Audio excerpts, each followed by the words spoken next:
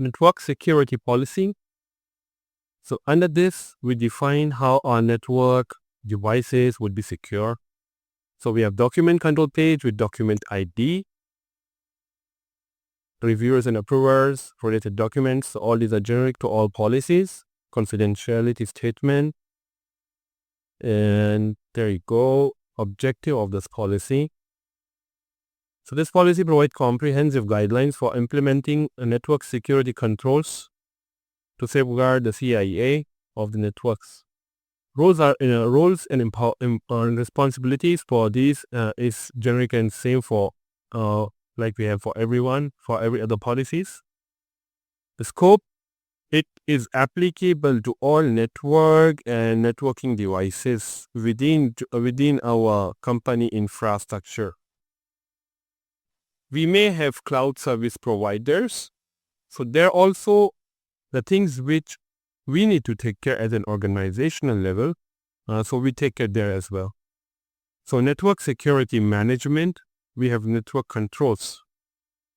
So we have intrusion detection and prevention systems, encryption and other robust controls to protect our company's network. So we utilize these IDS, IPS and other controls to protect our network. Now all modifications or updates to the network configuration, it should be through change management process. Okay. And we should regularly monitor the network logs. So we may use SIM tools to monitor any logs. And there is, at least we should do one-time vulnerability scan on a network once in a year to identify or address any weakness.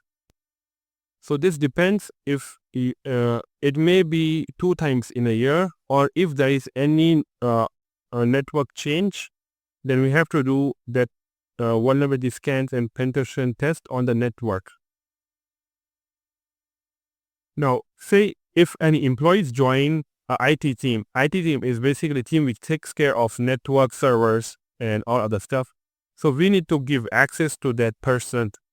So we implement stringent access controls to the person or production networks on principle of least privilege. Also, we should know what's the need. It's need to know what's the job function of the person, and if any project team needs access to the network. So we first analyze the need of the employee and then provide access to the network. Obviously after approvals from the relevant teams. So maintain a comprehensive list of authorized users and which have access to production networks. So specifically why we are targeting production network, because it's highly confidential thing. So that's why we regularly review and update this authorized user access to production. And for remote access, we use encrypted protocols. So that's onto network access. Network segmentation. So if we have any kind of network device or a server which is there are high chances that is exposed to public or internet, we segment it, put it under DMZ zone.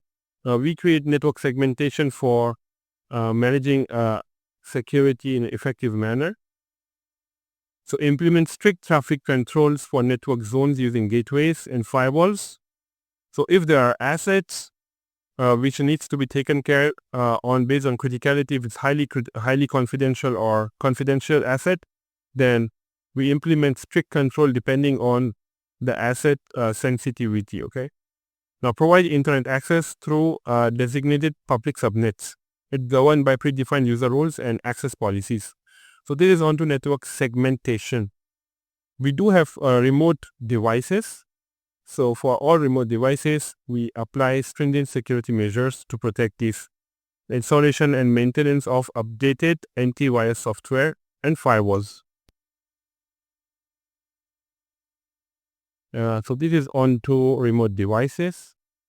So this table shows you these are the security controls for this network device, or we have a network firewall rule set. So and this should be the approach.